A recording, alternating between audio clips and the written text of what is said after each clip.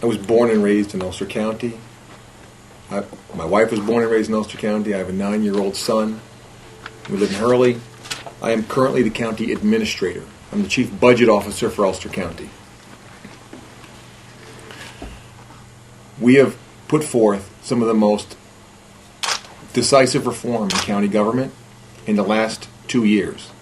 The newspaper Hudson Valley Business said we delivered more reform in 2 years than in the previous 20 years combined.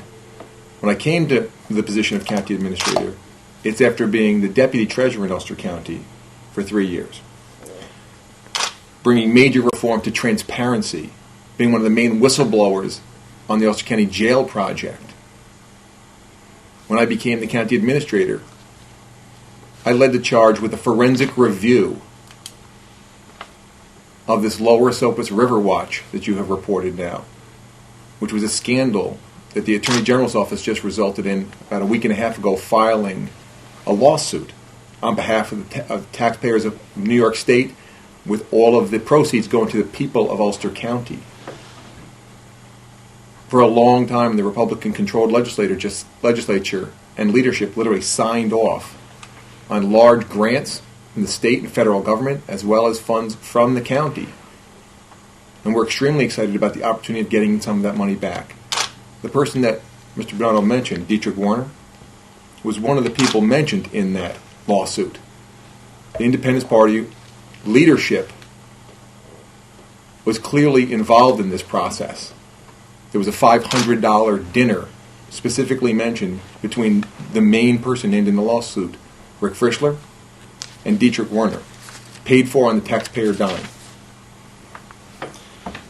The real truth here, when we cut to the chase, is my opponent is not an independent. He's an independence party, and this was a strategic decision made by the Republicans with the understanding that they couldn't win running a straight Republican. The person would be labeled with the jail. It would be very difficult for them to be able to win an election. So it was a strategic decision. Mr. Bernardo's own comments in the papers were, "I'll do a good job for the Republicans." So we shouldn't lose track also that two of his main attack dogs are the head of the Republican Party and the head of the Republican Committee in Saugerties.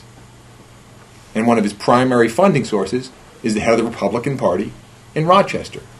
So to call it an independent, not true. An independence party? Absolutely. That's my almost. Give me.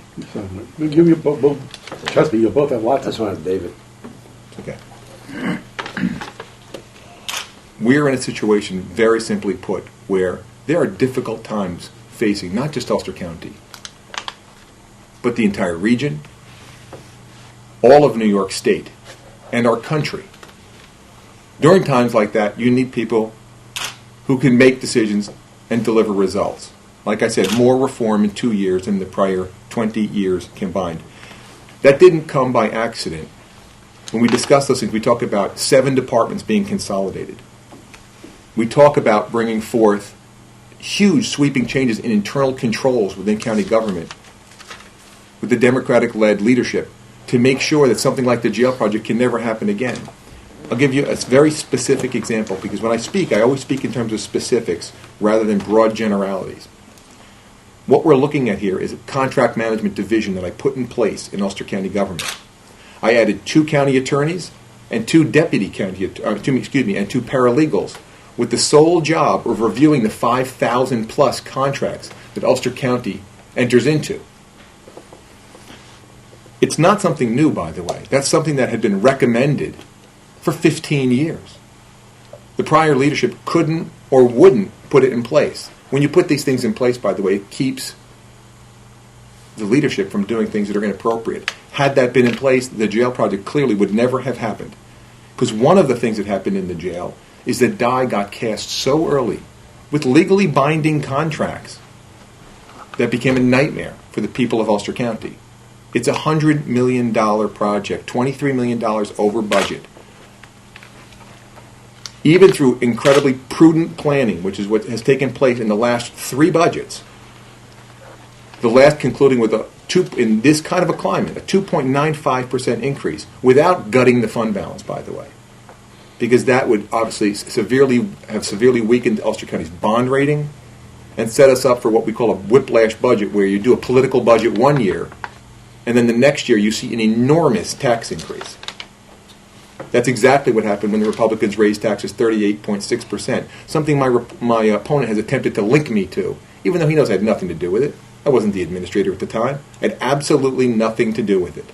He's done it in his advertising. He's run one of the most negative campaigns our county has seen since an assembly race run by RAC